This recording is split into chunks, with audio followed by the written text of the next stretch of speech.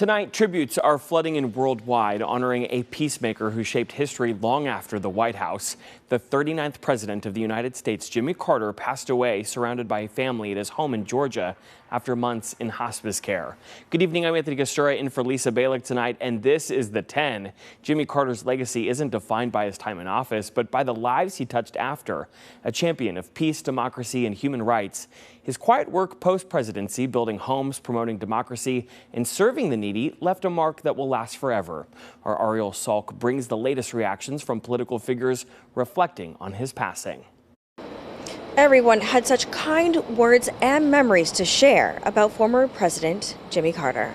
A man of the people, that's how he saw himself. My name is Jimmy Carter, and I'm running for president.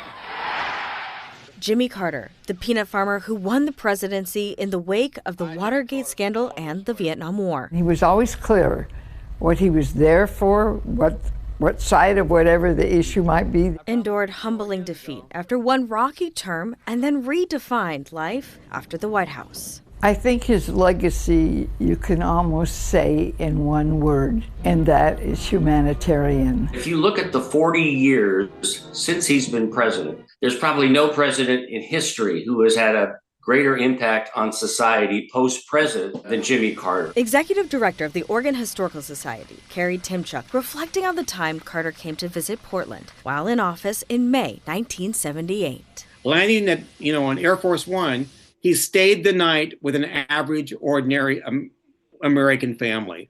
A Portland family here, Janet and Paul Olson. Their house was turned into, the White House for the night with connections to the White House phones. And he famously read the kids' bedtime story, had breakfast with them the next morning, wrote one of their daughters an excuse note, please excuse so-and-so from school today, signed Jimmy Carter. In a statement on the social media platform X, U.S. Senator Ron Wyden said, in part, President Carter embodied what it means to be a public servant in both elected office and in his personal life. U.S. Senator Jeff Merkley saying in a statement, a fighter for civil rights, climate champion, protector of public lands and iconic rivers, builder of good family homes, Navy veteran, humanitarian whose tireless efforts have saved millions of lives. U.S. Senator Maria Cantwell saying, in part, President Carter was one of the first presidents to truly understand the value of protecting and preserving our nation's public lands and waters.